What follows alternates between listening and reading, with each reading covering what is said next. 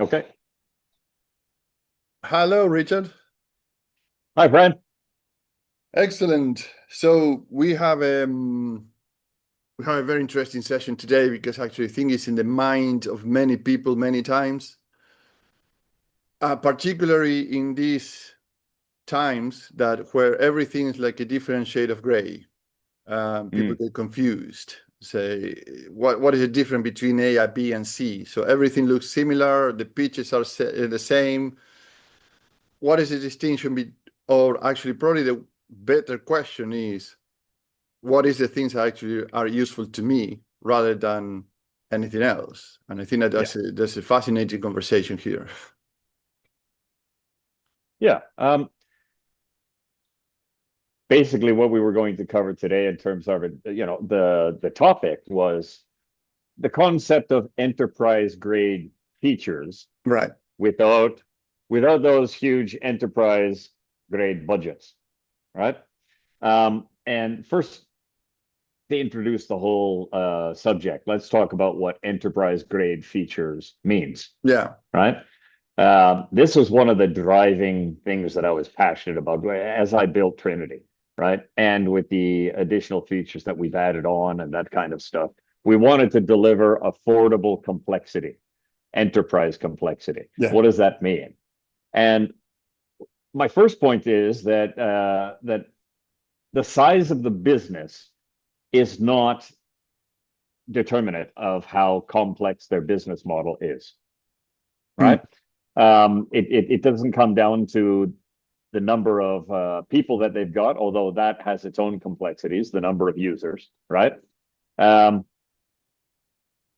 but you can have small to medium enterprises and MMEs and stuff like that that have all of the complexity in their business model that big multinationals have, Yeah. but there's fewer tools for them. There's fewer choices. They're left with a choice of something that they know they're going to outgrow, multiple siloed systems, or they have to go into the monolithic ERP systems, configure it for a year, and then hope that all works out for them. Yeah. So one of my targets was to deliver to that gap, to the businesses that had some complexity, where they were concerned about outgrowing other tool selections, especially a lot of CMMSs, that kind of stuff. Um, but they just there was just great resistance to going the monolithic ERP route, right? Yeah. So what is enterprise grade features? What is enterprise complexity? Well,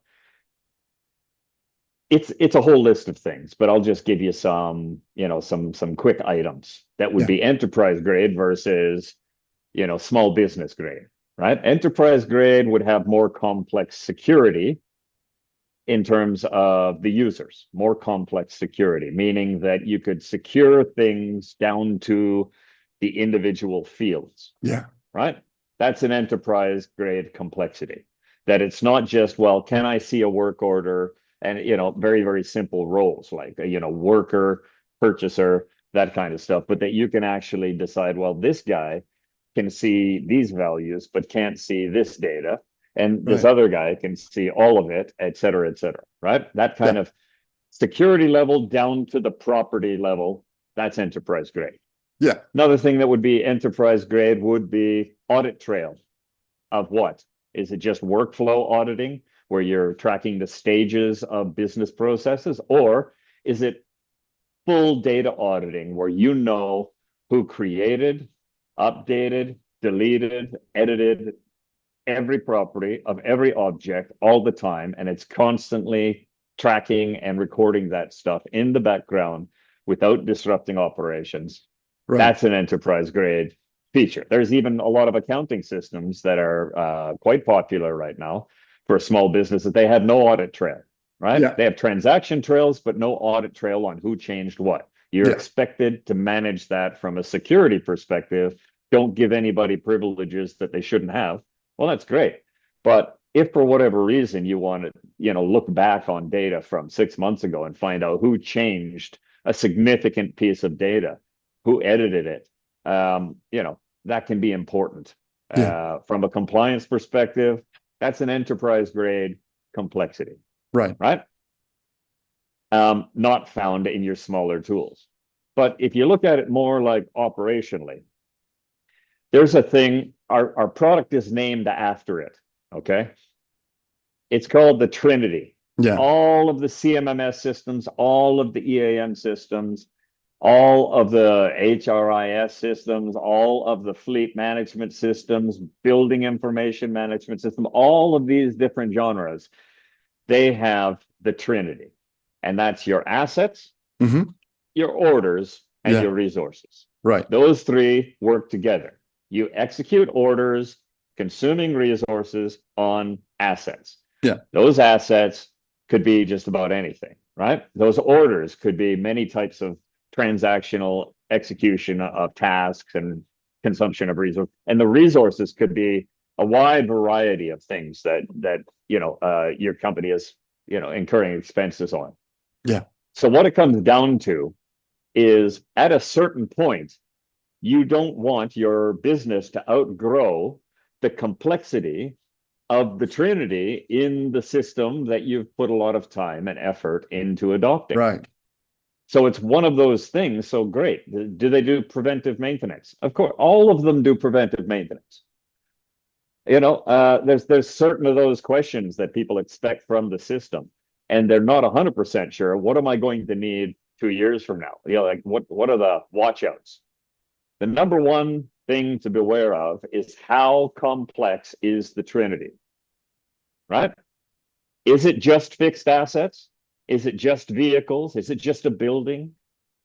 Or can it be any physical or virtual person, place, or thing? Right. Which equals our Trinity. And then when you come to the orders, well, what kind of orders can I execute? Is it just maintenance orders? Can I do production orders? Can I do training orders? Can I do induction orders? Can I do build orders? Can I do capital works? Can I do rotables reconditioning? Right. It goes on and on and on and on, right? But that order concept, what kind of transactions and tasks can you execute, and how far can you stretch it across your business? Because once you're into a system, once you've taken on the pain of change management, trained your users, you've adopted it, you would far rather extend your use of your existing system than start over again. Right. Right. Right. And then you've got the supplies. What's the difference between those two? Is it trade rates, tool rates, monthly rates? Is it accruals? Is it a third party service, et cetera, et cetera? Yeah. Should those spare parts be serialized spares? Should they be rotables? On and on and on and on. So basically, the various types of assets and the various types of orders and the various types of resources are basically what are going to limit your choice of what you can use the system to execute in the future. Exercise, Right. Maintenance of fixed assets, right? Fix the truck, that kind of stuff. Well, then there's 120 systems out there. Take your pick. It's a pick 'em, right? Yeah. They're all the same. They all have maintenance work orders, right? They all have a concept of an asset definition, be it vehicles, fixed assets, buildings, whatever. They all of them execute work orders, right? All of them let you consume whatever they call it, inventory. What they title those things might be slightly different, but they all do it. All of these systems have the Trinity, right? Enterprise grade features. The complexity is how many kinds of people, places, and things can I manage with that? How complex can the assets be? Yeah. Right?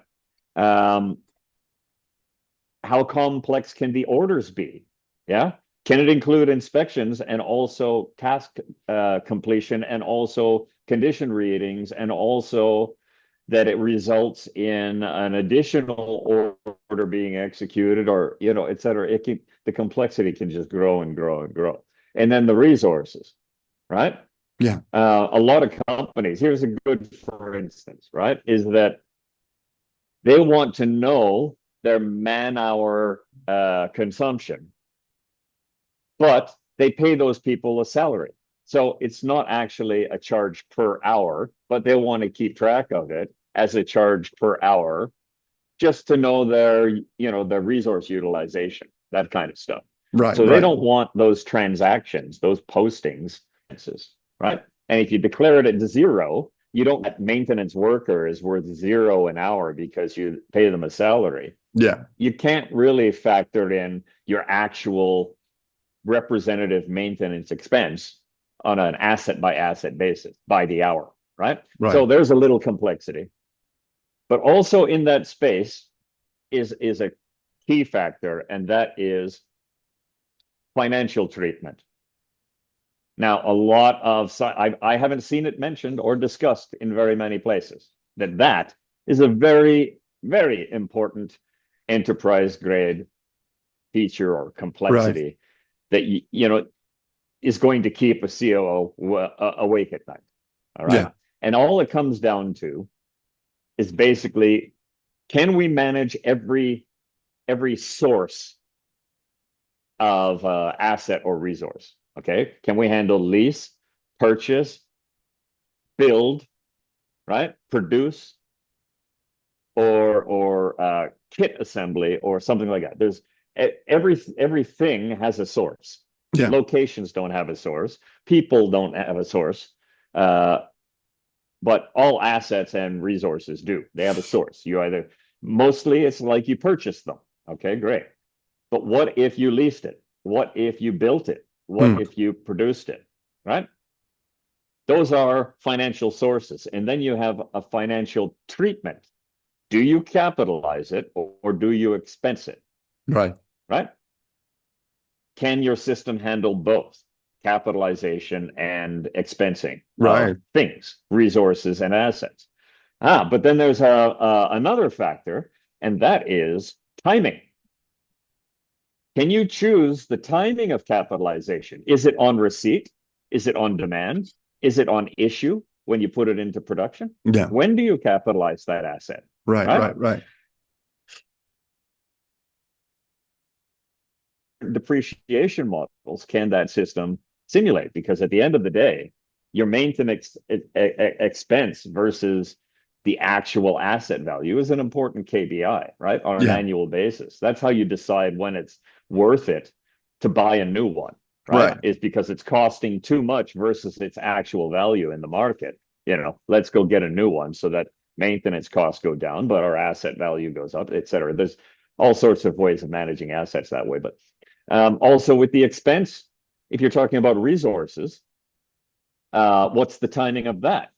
So are we going to expense it on receipt, like a supply? Paper towels, do you want to actually manage the stock and expense it every time you issue a roll of paper towels? No, that's right. So do you expense it on receipt, 100%?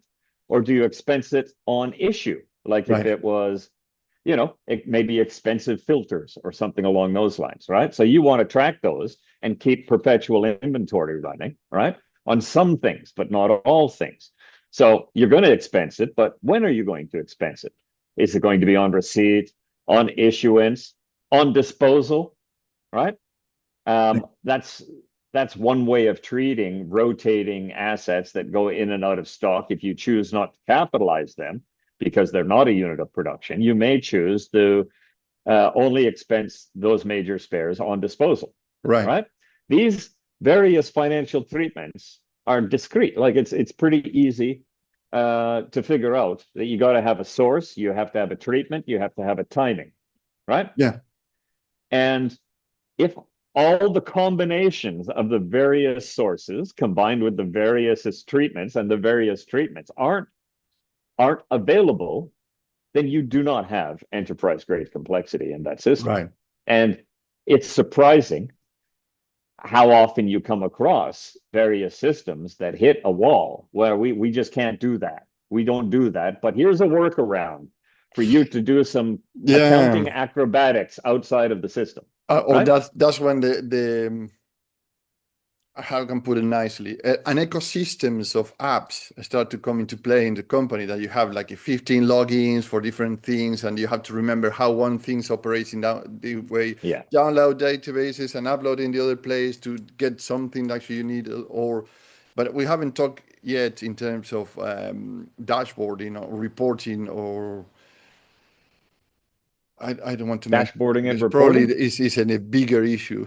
The complexity that enterprise can features, I mean, that actually there are the Okay, well, interconnectivity of the traceability of the linearity of the information is there all the time, yeah, look, while first off, competitors kind of focus on letting you know how many canned reports they have. yeah, In my experience, almost every canned report gets wildly modified. You know, the customer knows what they want to see. yeah, My personal approach is I like to challenge what they think they need in terms of reporting, because you have access to the data all yeah, the time, yeah, and you can even go back, you know, choose a financial year 3 years ago and a particular period, and the data is all still there. It should be live. yeah, Why you would want to print it out, who knows? There's various reasons that are legitimate. Some people, they need in market signature on a yeah, purchase request, or they need somebody to have an actual work order to gain access to a site, or yeah, a permit needs to be printed out. These kind, there are sometimes reasons why you'd want reports, but reports and dashboards, they basically fall into the same category. And if the system doesn't have its own dashboard builder and its own report builder integrated in there, you do not have enterprise grade right, features, because they're going to reinvent every report you think they needed. Right?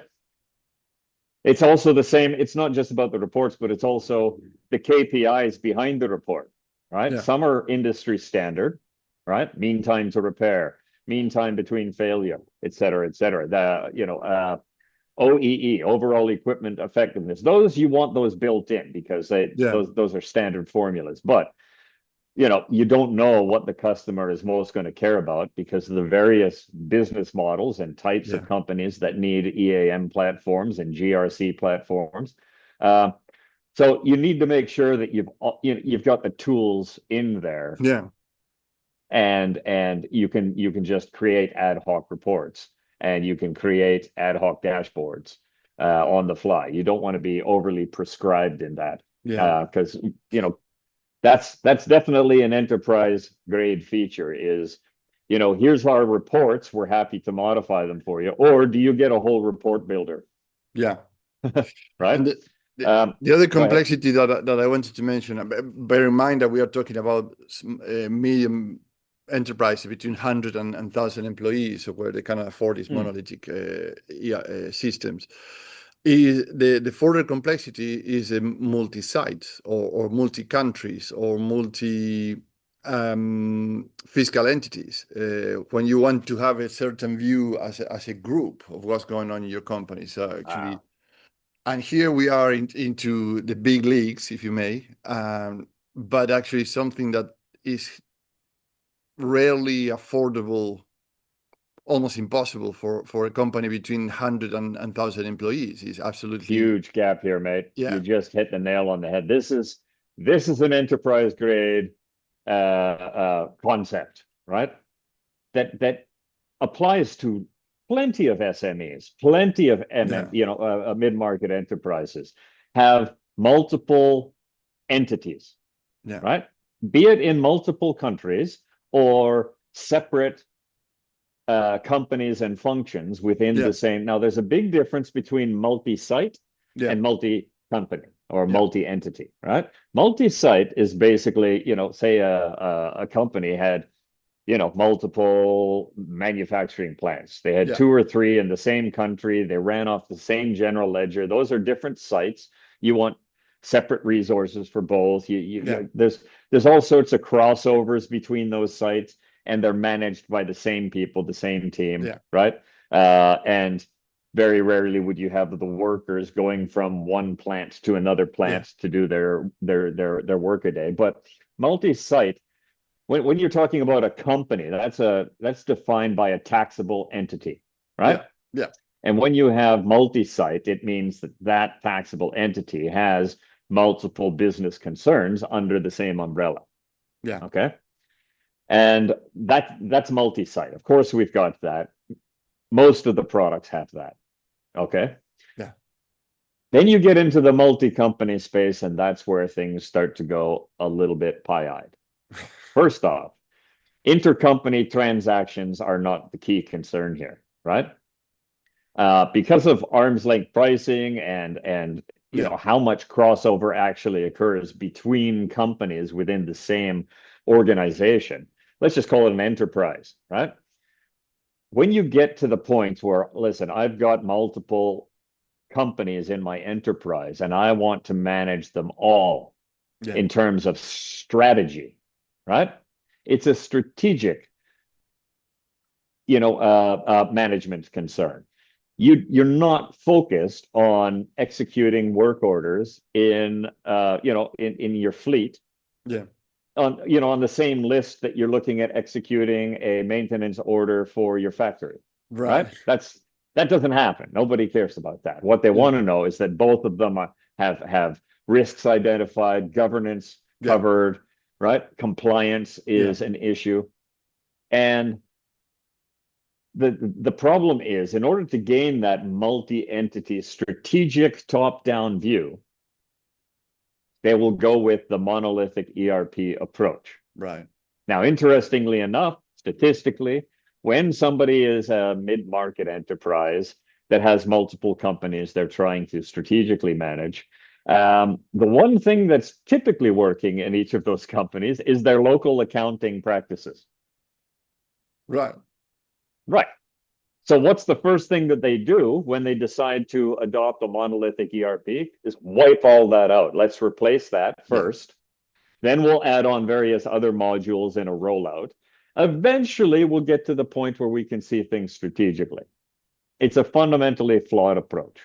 Our alternative is keep your accounting, put Trinity in, to manage operations, governance, risk, and compliance at each one. And then we come up with our C4 tool, which is group level governance, risk, and compliance with some strategic, control. Yeah. Right. And if you actually want, to be able to see multiple companies and how they're doing their workaday work. Yeah. Well, you could always log into the various Trinity systems locally. Right. But I'd prefer not to disrupt them and have a roll up, of all of the metrics that are being collected across your business through the GRC integration and be able to see dashboards of how the whole business is doing and then drill into a particular business, a division, a site, a project. Right. And I think that that's a far better approach. It's not as disruptive. It's far more cost effective. And every single one of those companies gets the benefit of Trinity within their operational sphere. Right. And then you've got this strategic tool on top. So for multi-entity companies, we've got an alternative solution versus monolithic ERP. And hopefully we'll gain more and more traction in that space over the years. It's a new concept. It's a new idea, but it's built, it's ready to go. And I think it's really cool. Yeah. And that's where that issue comes in, right? Is a disconnection between strategy and execution. That's already a concern in the CMMS space, right? That's already a concern in the EAM space. Is there's no other tools that have fully integrated GRC metrics, risk management, compliance frameworks, all linked into every single execution of operational processes, right? So that's an enterprise complexity that nobody has that we have, right? Not only that, but the C4 tool that rolls it all up to a single strategic entity. So Yeah. Impressive. Yeah. No, that's fantastic, because actually that goes to show that today is incredible how companies still managing everything by spreadsheets. So just Oh God. and how many spreadsheets, and worst, some companies have 2 or 3 guys that handle everything. So what happens if these guys are going on holidays, or they get a sick leave or parental leave or whatever? It's Well, constant can you calls, blame them? constant waking up at whatever hours in Can you blame them? Mm, When you've got skilled people in place, yeah, they've created their spreadsheets, right? And it's not chaos as long as the person who created the right. Yeah, spreadsheet and is, it's an effective tool, right? yeah, Once upon a time, people paid tens of thousands of dollars for a good spreadsheet software. yeah. Nowadays, it comes with everybody's desktop, and it's highly complex. Microsoft Excel is, Oh is, yeah, is massively complex. yeah, It's amazing. But you're not going to get all of the stuff that you need from it. And it can lead to a whole bunch of chaos, and it yeah, has no legacy, and it creates dependencies that you yeah, really don't want in your business. It's not something that you want to depend on, or a model that you want to repeat across your business as it right. grows. It's just Yeah, that simple. But can you blame them for holding on to it as long as they can? yeah. Can you blame them when the failure rate in our industry is sitting up at 80%? So they either have, look, it's risk management, right? We've got the risks of spreadsheet chaos, or somebody moving on who's mastered all the spreadsheets, or somebody else coming along and not knowing what that spreadsheet is doing, et cetera, et cetera, and our siloed system and the way we've been doing it, right? And all that risk. Or they can go and pay a 50% deposit for, an ERP implementation, and hope that they're not one of the 80% that blow out the budget and the time frame. Which yeah, risk would you go with? The devil you know, yeah, or the one that has become historic as much yeah, as it bothers me? Which would you choose? yeah. Right. So I empathize with them. I'm, we're motivated to kind of bridge that gap. Yeah. Right. With our 90-day certainty Certainty program, program. Yeah, with our affordable complexity, with our means and our methods, and how we've designed, our system to adapt to numerous business models, and to be the first to fully integrate with the GRC platform, yeah, whether it's for just ISO standard, operational strategy, or a full ESRS reporting framework. We can handle any of those, fully integrated into your operation. And that's a new thing. Um, we're trying to bridge that gap, and we're just trying to get and maybe it's disruptive, maybe it's not a popular position. There should be no failure rate like that. It's ridiculous. What other business gets away with a failure rate like that? Would you go to an accountant who experienced a 80% failure rate in terms of tax submission accuracy, or to a doctor who had a strong 20% success rate with his surgeries? Like, no come way. on, Yeah, man. How about, sorry, or the lawyer could say, well, I'm going to take a retainer, but the chances of me being able to do anything effective or on time is about 20%. Like, nobody gets away with that yeah, like technology does. But anyway, we had a whole session on that. My point is, can you blame them when that's the alternative versus small siloed tools and spreadsheet yeah. chaos? I don't blame them. And, it's part of my mission to close that gap, Right. to solve that problem. And that goes into the DNA of our product. Enterprise grade features, enterprise complexity for a small business price. Yeah. Fantastic.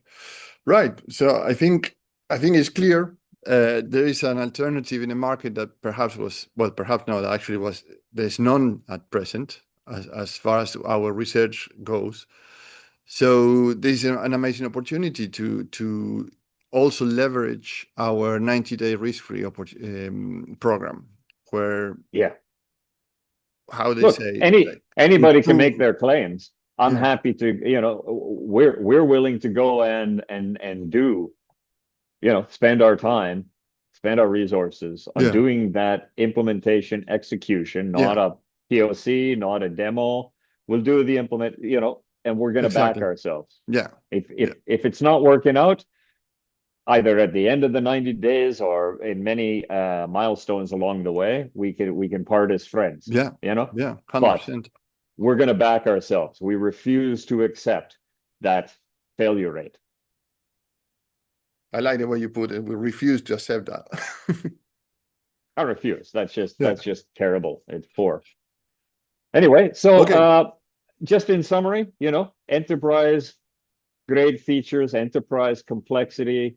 Yeah, What it all comes down to is the complexity of the Trinity, yeah, right? The complexity of your financial treatment yeah, goes along with that, right?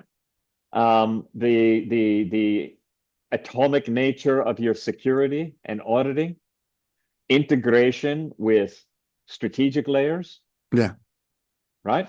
And our whole approach to top-down management for multi-entity organizations. Those yeah, are all enterprise-grade thoughts for people who want that kind of thing. But you could be a small business, an SME. You may need a lot of those complexities in your assets, your treatments, et cetera, without actually being a big multinational, right. right? Yeah, And be very careful. Ask the right questions when it comes to system selection, I guess yeah, would be my recommendation. right. Fantastic. Okay, Richard, thank you very much. And we catch up next week. It was a pleasure, friend. Talk to you next time. Thank you. Bye-bye.